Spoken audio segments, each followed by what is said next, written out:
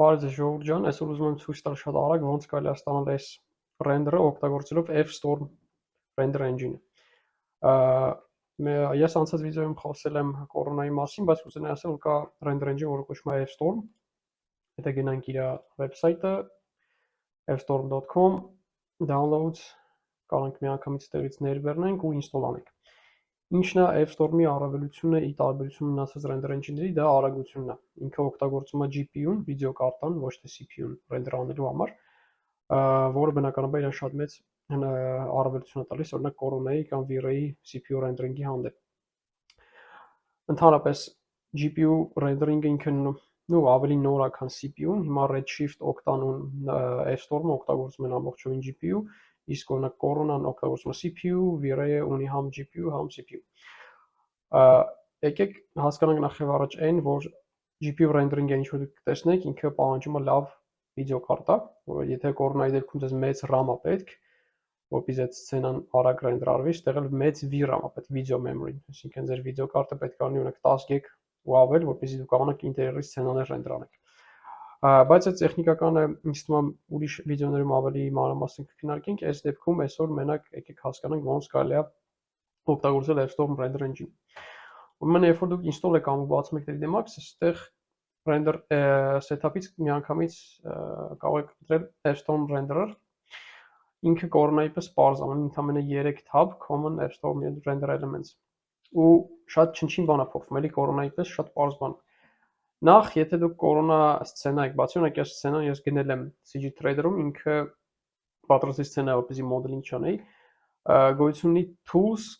convert the scene to F-Storm, այսինքն եթե դուք ունեք պատրաստի արնեք սցենա Corona-ի, որ ուզում եք F-Storm render անեք, կարող եք միանգամից convert անեք այդ ամբողջ F-Storm-ի։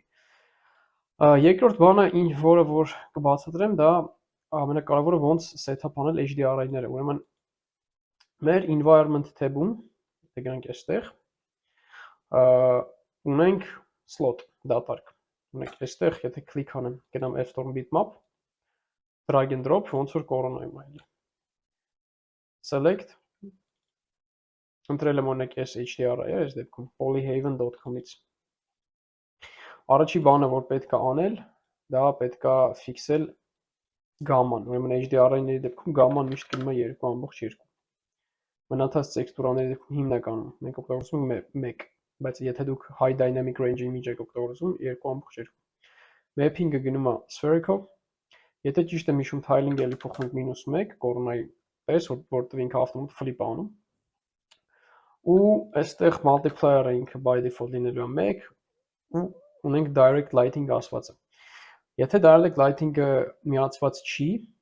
դուք կտեսնեք HDRI rendering-ը առանց ուղիղ լուսավորության, այսինքն կոպիտ ասած արևը այս դեպքում հաշվի չի առնում։ Իսկ ես ուզում եմ օգտագործեմ HDRI-ի մեջի արևը։ Հետևաբար ես միացնում եմ direct lighting-ը։ Հաջորդ բանը, որը որ անում եմ, գնում եմ F-Storm camera, exposure-ը դնում եմ 1, այսինքն դուք եթե նոր կամերա սարքեք, իր exposure-ը 1 է լինելու։ Եվ անում եմ սովորական render։ Այս հիմա մեր render-ն է, որը որ մենք ստացել ենք։ Ուրեմն առաջի բանը, որ պետք է անել, դա օրիենտացիան հասկանալ HDRI-ը։ Օրինակ ես ուզում եմ, որ արևս ոչ թե այստեղ ընկնի, այլ այնտեղ։ Հետևաբար շատ պարզ է, հա, այդ offset-ով մենք ստանում ենք մեր ուզած անկյունը։ Հաջորդ բանը, որ պետք է անել, դա մինչև խաղալը frame buffer-ի exposure-ի հետ, որը նույնպես Corona-ում կա։ Պետք է վստահ լինել, որ tone mapping-ը HDRI-ի ինքը ճիշտ է։ Հիմա polyhaven.com-ից download արած ցանկացած բան, հեսա։ Ինքը շատ լավ tone mapping ունի HDRI, այսինքն ես դրա վրա չեմ կասկածում։ Հետևաբար լույսս, եթե ուզում ուժեղացնեմ, կարող եմ environment multiplier օրինակ անեմ 3 կամ 5։ Այսինքն HDRI-ի ուժգնությունը ուժեղացնեմ հավելյալ չափ։ Բայց ես հիմնական լուսավորությունը արդեն, երբ որ հասկանում որ OK, HDRI-ի ուժգնությունը նորմալ է, արդեն սկսում եմ ուղղել իմ exposure-ով։ Exposure ունենք համ կամերայում, համ frame buffer-ում։ Ես նախընտրում եմ օգտագործել կամերային, այս դեպքում օրինակ կդնեմ 15 ու render կանեմ։ Load Հիմա տեսնում ենք, որ կամերայի դեպքում 15 դրեցի, բայց բան չփոխվեց։ Ինչի, որովհետև իմ tone mapping-ը override է անում կամերայի ցուցանիշները։ Դրա համար ես կանջատեմ, որպեսզի կարողանամ կոնտրոլ անել կամերայով, ոչ թե frame buffer-ով։ Ունենք այս contrast, burn-ը իհարկե վառված է, overexposed mass-ը իջացնում է, կոնտրաստը դեպ բարձր կոնտրաստն է եւ այլն։ Հիմնականում ինչին եմ ես ձեռք տալի exposure-ին ու burn-ին։ Burn-ը եկեք դնենք -1։ Երբ որ լուսավորությունը արված է, իսկ լուսավորությունը հիմնականում HDRI setup-ը sense արվում, ինչ որ ուրիշ բան չկա։ Հասկանանք շատ པարզ մատերիալները ոնց են աշխատում f-storm-ում։ Նորից եւս մեկ անգամ կորոնայի պես པարզ է ինքը։ Ընտրում ենք մատերիալ f-storm։ Միակ տարբերությունը այն է, որ f-storm-ը ինքը PBR չի, physically based rendering-ով չի։ Այսինքն մենք դեռ ստեղ ունենք reflection-ի control։ Սովորաբար PBR-ներում reflection-ը միշտ 1 է ու դրանով հարցը փակվում, այլ control չկա։ Այս դեպքում այդպես չի։ Մինչև այդտեղ գնալը, ուրեմն ոնց է արվում։ Diffuse-ը ընտրում ենք նորից f-storm bitmap, file, ընտրում ենք մեր տեքստուրան, մենք սա հատակ է, ես հիմա կսարքեմ, որ նայենք։ Drag and drop։ Այս մեր հատակն է։ Երբ որ դուք download եք անում Quixel-ի տեքստուրաներ, իր հետ նաև գալիս է այդ տեքստուրայի diffuse-ի հետ ambient occlusion-ը, որը խորություններ է տալիս տեքստուրային։ Հետևաբար ես իմ այս f-storm bitmap-ի վրա անում եւս մի հատ f-storm mix ու արդեն ունեմ երկու տեքստուրա։ Ուրեմն առաջինում գցած է իմ հատակի փայտը, երկրորդում կգցեմ ես f-storm bitmap, նրա ambient occlusion-ը։ Ու իրանց mix կանեմ multiply-ով։ Հիմա եթե տեսնենք տարբերությունը, ուրեմն սա ambient occlusion-ով, սա առանց occlusion-ի։ Տեսեք, սևերը արանքի կորում են։ Հավելյալ խորություն է մեզ պետք։ Մաքսիմում ռեալիզմ։ Reflection-ի դեպքում, տեսեք, ես հիմնական միշտ աշխատում պայել 200-ի հատվածում, ոնց որ կանեի PBR-ում։ Ու դրանով ոնց որ ձեռք չտամ, եթե ես մետաղների հետ չեմ աշխատում, սովորական մատերիալներ են, reflection-ը մոտավորապես պահում եմ այդ հատվածի վրա։ Glossiness-ը փոխում roughness-ով, որովհետև սիրում եմ աշխատել roughness-ով։ Նորից roughness-ի մեջ գցում եմ իմ map-ը, որը այս դեպքում սա է։ Ու ստեղ արդեն տեսնում խնդիր։ Ինքը ավելի փայլուն է երևում, քան կա։ Ինձ ինչա հուշում։ Կարող է սխալվում եմ, վստահ չեմ, բայց հուշում է, որ roughness-ի դեպքում գամման փոխել 2.2-ի ավելի ճշգրիտ արդյունք կտա։ Եվ եթե մենք նայենք մեր մատերիալ, ինքը չիզմերնը մատովի է, ինքը շատ մատովի է։ Հետևաբար ենթադրում եմ, որ գամմայի որ roughness-ի color mapping-ը ճիշտ է անել 2.2, ոչ թե 1։ Հիմա տեսնում ենք այստեղ արդեն։ Երրորդ բանը, որը հիմնական դուք օգտագործում եք ճարտարապետական ռենդերինգներում, դա bump-ն է, այսինքն normal map-ը մեր դեպքում։ Էլի f-storm bitmap։ Այս դեպքում կմիացնեմ normal map-ի ֆունկցիան, որովհետև գիտեմ, որ դա normal map-ա լինելու։ Ու կընտրեմ normal map-ը։ Ու ուժգնությունը կկառավարեմ ոչ թե այստեղից, այլ այստեղից։ Դնեմ 15։ Քանի որ Quixel-ի նորմալները միշտ թույլ են լինում, f-storm-ն մի քիչ սպეციფիկ է, ես նախընտրում եմ դնել բարձր արժեքներ։ Իհարկե կախված է այս դեպքում թե ինչ չափի render ենք անում, եթե օրինակ 4K անենք, լիքը դետալ կտեսնենք, ու այդ normal map-ի չնչին տարբերություն կտեսնենք, եթե մի կա անենք, գրեթե բան չենք տեսնի։ Ինտուիցիայով ենթադրում եմ, որ 15-ը այս դեպքում ավելի ճիշտ տարբերակ է։ Այս ինչը վերաբերում է սովորական մատերիալին, բայց մի հատ ներբուծություն կա, ուրեմն գոյությունի glossy Fresnel ասվածը։ Ինչա դա իրանից ներկայացնում։ Երևի ասել եմ, չեմ հիշում, բայց մի անգամ էլ կասեմ։ Եթե սա մարդն է, ուրախ մարդ է։ Սա հատակն է։ Եթե ինքը հատակի նայում է ուղիղ անկյան տակ, ինքը տեսնում է ավելի մատովի մատերիալ, roughness, ավելի rough։ Եթե նայում է հորիզոնի անկյան տակ, տեսնում է highline արտապատկերում։ Այս օրինակում կարելի է հասկանալ։ Տեսեք ճանապարհին, ասֆալտին, որ եթե ուղիղ նայեք, ինքը լրիվ մատովի անկյան տակ, ինքը highline արտապատկերում է։ Դա կոչվում է Fresnel effect, ֆիզիկական ֆենոմեն։ Դա կտա մեզ հավելյալ ռեալիզմ այս դեպքում, ինչքան ես հիմա բարձրացնեմ թիվը, եթե դրեմ 1, անկյունում մատերիալը կդառնա շատ փայլուն, դիմացում այդքան էլ չէ, կմնա մատովի։ Փայլի դեպքում կնախընտրեմ 0.5, այս արդեն eyeballing-ա պետք է, այսինքն դուք պետք է նայեք, հասկանաք ինչ աստիճանա ձեզ պետք է դեֆեկտը։ Կորոնայում էլ ինչքան հիշում եմ կա այս ֆունկցիան, բայց F-Storm-ում նույնպես ավելացած, ու F-Storm-ը ավելի շուտ կար, քան կորոնայում։ Reflection IOR-ը կդնենք 1.5, որովհետև IOR-ը այս դեպքում 1.5 է լինելու, այսինքն նույն IOR-ն է Virrey-ում, կորոնայում եւ մնացած այլ տեղերում։ Ու սրանով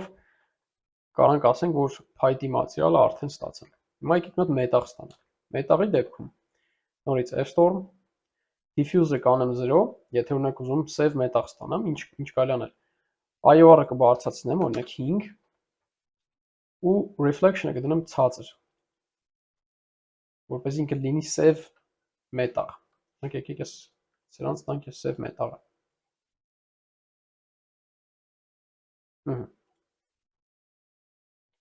Մնացածը արդեն նույնն է, եթե տամ, եկեք մի քիչ roughness ավելացնենք, ու ֆրենել էլի բարձրացնենք, ինքը կլինի մատովի մետաղ, շատ պարզ է, diffuse-ը անջատում ենք, reflection-ով կառավարում ենք մետաղի գույնը, այսինքն ինչքան save է ինքը ու ինչքան խրոմ է, ընդամենը այդքանը, IOR-ը 3 և ավել մետաղի դեպքում։ Ապակու դեպքում կլինի F-Storm, reflection-ը ես կդնեմ մաքսիմում, մաքսիմում նկատի չունեմ 255, պայեմ 220-ի հատվածում։ Diffuse չեմ ունենա, ունենամ refraction, թափանցելիություն էլի բավականին բարձր, IOR-ս 1.45, 1.45 ու եկեք օրինակ այս շշերը ստանանք։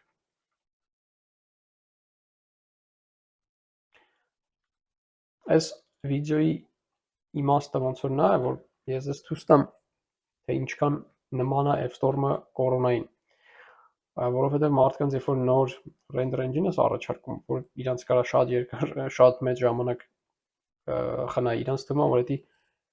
շատ դժվար կլինի, հա, նոր բան սովորելը։ Սրանով ուզում ցույց տամ, որ ինքը շատ նման է կորոնային ու եսի մինչեր չկա ընդհանրապես անելու։ Գրեթե կորոնան է մի քիչ փոփոխված ինտերֆեյսով։ Ու հաստատ պետք չի վախենալ, որովհետև ինչքան շատ բան փորձեք, այնքան արագ կորոնաշվեք, որն է ձեր համար ավելի լավ աշխատում։ Так, եկեք մի հատ նայենք այս մեր կտորը։ F-Storm-ը մի հատ շատ հաճելի ֆունկցիա ունի, ինքը կոչվում է velvet։ Եթե ես փոխեմ այս velvet-ի պարամետրը, ինքը կտա ինձ velvet effect։ Հիմա օրինակ եկեք ես վերցնենք այս մատերիալը, ու որը velvet չի իհարկե, ու ավելացնենք velvet-ի effect, տեսնենք ինչ կստացվի։ Շատ եթե կոպիտ ասեմ, ինքը տալիս է այդ եզրերի սպիտակության էֆեկտը, որը որ ցանկացած կտորի վրա գրեթե երևում է։ Իհարկե ես երբեք չեմ առաջարկի մաքսիմում բուստ անել, բայց ասենք 0.15-ը ինձ թվում է ընդունելի տարբերակ է արագ կտոր ստանալու համար։ Հիմա եթե մենք ուզում ենք այս լամպերի մատերիալը ստանանք, նախ եւ առաջ ինչա պետք է, պետք է մեջը տեղադրենք lights, F-Storm light։ Ու F-Storm-ը շատ պարզ է, որտեղ ինքը ունի մի հատ F-Storm light ու մի հատ sunlight, մի հատ արև ու մնացածը նույն լույսն է։ Եկեք դնենք իր մեջ սա։ Ընտրենք որպես sphere, ավելացնենք իր ռադիուսը ու power-ը դնենք օրինակ 50, temperature-ը 4000 Kelvin։ Instance of copy անենք այս երկու տեղում, գնանք հետ մեր կամերան, ու բնականաբար հիմա եթե մենք render անենք, ոչ մի բան չենք տեսնի, ինչի, որովհետև իր վրա դրած է սովորական սպիտակ մատովի մատերիալ։ Այսինքն մենք ուզում ենք F-Storm-ով ստանալ լուսաթափանց մատերիալ, որը ոնց է արվում։ Հեսա որ սցենան load անի։ Այս սպիտակ մատովի սեռի լույսերը ու բնականաբար մեջից մենք ոչ մի լույս չենք տեսնում։ Ինչ կարելի է անել։ Եկեք փիք անենք այս մատերիալը։ Բնականաբար ինքը կլինի ռեֆլեկտիվ փայլուն։ Ունենա ասենք roughness շատ ցածր։ Reflection IOR-ը երևի կդնեմ 1.65, բարձրացնեմ իր glossy fresnel-ը ու ուղղակի կտամ թափանցելիություն, լուսաթափանցելիություն։ Այսինքն ինքը թափանցիկ չի, բայց լուսաթափանց է։ Ու շատ արագ ստանամ իմ լուսաթափանց ապակին։ Ես չգիտեմ ոնց է այստեղ մարվում, բայց մետաղները, ապակիները իր վրա շատ ռեալիստիկ է ստացվում։ Երևի ավելի լավ, քան կորոնայինը, չգիտեմ կհամաձայնվեք թե չէ, բայց մետաղները հաստատ ավելի լավ է ստացվում այստեղում, քան կորոնայում։ Հաջորդ բանը, որ ուզում եմ ձեզ հիշեցնեմ, եթե կորոնա օգտագործել եք, հիշում եք, գոյություն ուներ կորոնա պորտալ մատերիալ, որը ինչ էր իրանից ներկայացնում։ Կորոնա ասում էր, եթե դուք ունեք ինտերիեր, եկեք ես պաուզա անենք, որ ահա, եթե դուք ունեք ինտերիեր, որի լույսը թափանցում է ինչ-որ պատուհաններով, ցանկալի է, որպեսզի դուք հուշեք ծրագրին, թե ոնց է այդ լույսը թափանցում։ Իհարկե նոր վերսիայում կորոնայի նման բան չկա, դրանք հանվել են։ Բայց այն ժամանակ ինչ էր արվում։ Ստեղծվում էր sense plane, դրվում էր բացվածքների վրա, ու ընտրում ենք կորոնա պորտալ մատերիալ, որպեսզի այդ հարցը լուծել։ Հիմա կորոնայում չկա, բայց F-Storm-ում կա, այսինքն մեզ պետք է գնալ portal, ընտրել մեր plane-ները ու տալ portal մատերիալը մեր plane-ներին։ Սրան գումարած նաև կա multiplier, power multiplier, եթե օրինակ ես հիմա սարքեմ սա 5, ինքը ավելի շատ ծրված լուսավորություն կտա, environment-ի լույսը կբազոպատկի 5 անգամ ավելի լուսավոր կստացվի, բայց ես աշխատում եմ այդ չանեմ, պահեմ maximum physically accurate ինչքան հնարավոր է, որովհետև ավելի լավ ռեզուլտատ դից կարող եմ ստանալ։ Եթե նայենք մեր setting-ների մեջ, տեսեք, հիմնական setting-ը, որ ձեզ պետք է իմանալ, դա այս kernel setting-ներն է, ուրեմն render samples-ը դա նույն կորոնայի path limit-ն է, այսինքն եթե այստեղ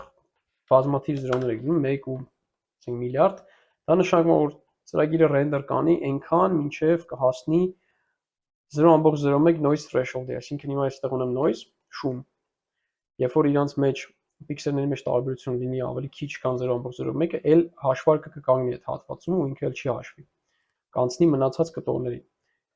Render image-ի տակ, եթե դուք գնաք noise level, կտեսնեք, ամբողջը կարմիր է։ Հիմա այս հատվածներում շատ արագ կդառնա կանաչ։ Ինչ է դա նշանակում։ Դա նշանակում է, որ այստեղ պիքսելների մեջ տարբերությունը 0.01 ուժգնությունից ցածր է, արդեն render ա եղել, հաշվարկը ավարտվել է, ու ծրագիրը անցել է արդեն մյուս տեղերում, noise-ը քչացնելու, մյուս տեղերում հաշվելու։ Ինչի է այստեղ ցածր լինել, որովհետև ինչքան ուղիղ լույս ունեք, այնքան ավելի քիչ noise կա, այնքան ավելի արագ է այդ հատվածում render արվելու, բնականաբար։ Որովհետև noise-ը հաշվարկի դժվարությունը գալիս է արդեն ոչ թե ուղիղ լույսից, այլ երկրորդական լույսից։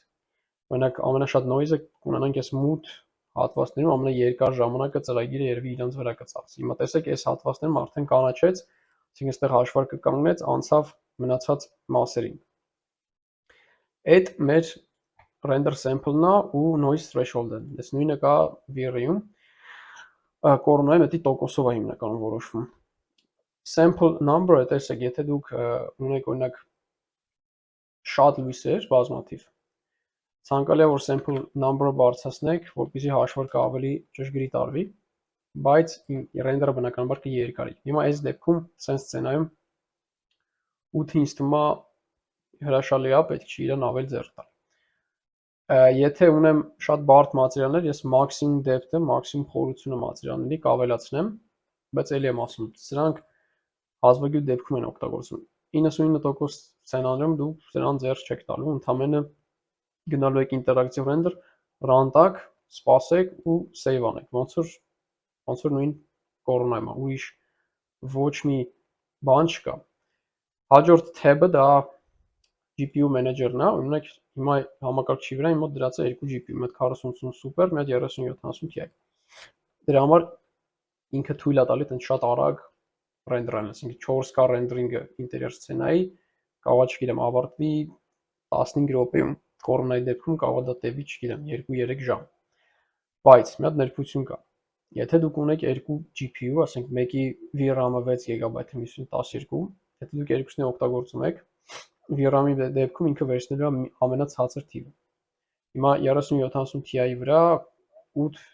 GB-ը, ինչքան հիշում եմ, դրա համար ինքը վերցրել է 6.24։ Այսինքն Windows-ը իր չափն է վերցնում, տակը մնում է մոտ 6.20։ Տեսեք, այս սցենան ընդամենը 2 GB տեղ է VRAM-ի վրա զբաղեցնում, բայց եթե դուք օրինակ ունենաք մեծ սցենա, 6 չի երիքի, ինքը գցելու է։ Դրա համար ինչա պետք է, նախ եւ առաջ պետք է առնում GPU, որը շատ մեծ VRAM ունի, կամ եթե դուք ունեք երկու GPU, մեկը փոքր, մեկը մեծ, փոքրը կարող եք անջատել ու տեսեք միանգամից VRAM-ը բարձրացավ 13 GB, որտեղ 4080-ի վրա 16 է, 13-ը հնարավոր է օգտագործել։ Այսինքն ես հիմա կարող եմ շատ ավելի մեծ սցենա լցնեմ, այս մեծ սցենա ռենդեր անեմ այս մի GPU-ով, որը բնականաբար մենակով ավելի դանդաղ կլինի, քան երկուսով, բայց ավելի մեծ հնարավորություն կտա։ Այս դեպքում, sense սցենայի դեպքում ես կօգտագործեմ երկուսը։ Ու բնականաբար մենք ունենք նույն այդ ID, Corona ID-ները, եթե դուք օգտագործել եք, նույն ստեղ կա, օրինակ F-Storm material կարող ընտրեք, F-Storm object եւ դուք ստանաք նույն այդ ID-ները, որը որ ստանում եք Corona-ում։ Այս շատ կարճ tutorial-ը ժողովուրդ ջան F-Storm-ի մասին, քաշեք օգտագործեք, ինքը մեկա թողմա trial վերսիայով օգտագործեք անվճար։ Հիմա դուք տեսնեք, այստեղ ես բաներ ունեմ, watermark-եր ունեմ, ինչի, որովհետև հիմա կոմերցիոն պրոյեկտ չունեմ, ես չեմ առել լիցենզիա, օգտագործում եմ անվճար տարբերակը։ Եթե կոմերցիոն պրոյեկտ լինի F-Storm-ով, բնականաբար պետք է գնել, որը արժի մոտավորապես 10,000 դրամ ամիսը, ու հատուկ մեր ժողովրդի համար ասեմ, որ F-Storm-ը crack չունի, ինքն շատ յուրահատուկ render engine-ից է, որի crack-ը չի նմանել, այսինքն հույս չունենաք, որ crack կճարեք ու անվճար կօգտագործեք, խորհուրդը չեմ տա։ F-Storm-ը տենց 8000 դրամ ամիս է render engine-ի համար, ինձ թվում է շատ լավ գին է։ Եթե հարցեր կլինեն, կարող եք թողել կոմենտներում, մերսի շատ։